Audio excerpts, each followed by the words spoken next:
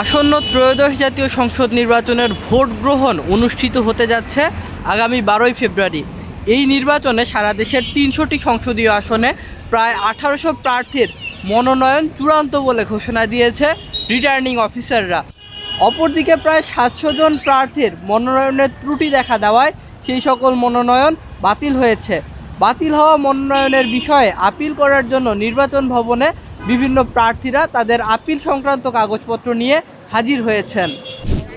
প্রিয় দর্শক, আসলে যেমনটি বলছিলাম, পুরো বাংলাদেশকে 10টি অঞ্চলে বিভক্ত করা হয়েছে এবং সেই অঞ্চলে বেশ কিছু জেলাকে অন্তর্ভুক্ত করা হয়েছে। তো প্রথমেই রয়েছে খুলনা অঞ্চল, যেটি বুথ নাম্বার 1-এ রয়েছে, এবং খুলনা অঞ্চলে যে সকল প্রার্থীর মনোনয়ন বাতিল হয়েছে, নির্বাচন কমিশনের কর্মরত ব্যক্তিবর্গ সেই সকল প্রার্থীর কাছ থেকে যে আপিল শুনানির প্রয়োজনীয় কাগজপত্র, নথি, এগুলো সংগ্রহ করছেন। এবং বুথ নাম্বার 2-এ আছে রাজশাহী অঞ্চল, এবং রাজশাহী অঞ্চলে বাতিল হওয়া প্রার্থীদের যে প্রয়োজনীয় কাগজপত্র সেটি সংগ্রহ করছেন, যাচাই বাছাই করছেন। মূলত আপিল শুনানির জন্যই এই সকল প্রয়োজনীয় তথ্যের প্রয়োজন দেখা দিবে।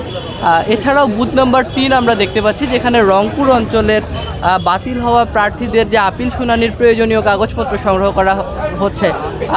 চট্টগ্রাম অঞ্চল বুথ নাম্বার 4 হিসেবে আছেন, যেখানে নির্বাচন কমিশনের কর্মরত ব্যক্তিরা বাতিল হওয়া প্রার্থীর যে প্রয়োজনীয় কাগজপত্র সেগুলো যাচাই বাছাইয়ের ব্যস্ত সময় কাটাচ্ছেন। এছাড়াও কুমিল্লা অঞ্চল বুথ নাম্বার 5, যেখানে বাতিল হওয়া প্রার্থীদের যে আপিল শুনানির প্রয়োজনীয় কাগজপত্র সংগ্রহ করছেন।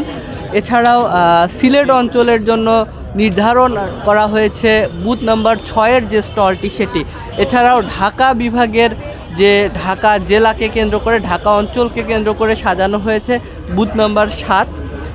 সেখানে নির্বাচন কমিশনের কর্মরত ব্যক্তিবর্গ অবস্থান করছেন। একটি স্টল ফাঁকা রাখা আছে, সেখানে একটি বিশাল স্ক্রিন আমরা দেখতে পাচ্ছি।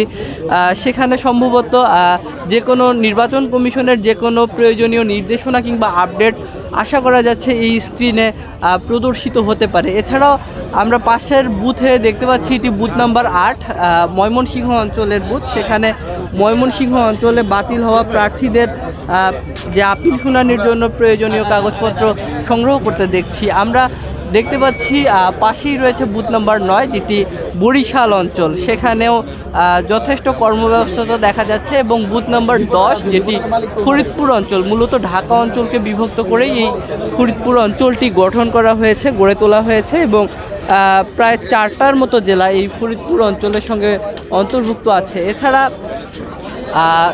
সকল অঞ্চলগুলোকে মূলত সমন্বয় করছে কেন্দ্রীয় বুথ, অর্থাৎ প্রয়োজনীয় নথি সংগ্রহ এবং সমন্বয়, আপিলের প্রয়োজনীয় তথ্য নথিপত্রের সমন্বয় মূলত কেন্দ্রীয় বুথে কর্মরত নির্বাচন কমিশনের কর্মরত ব্যক্তিবর্গরা তারা এখান থেকেই পরিচালনা করছেন।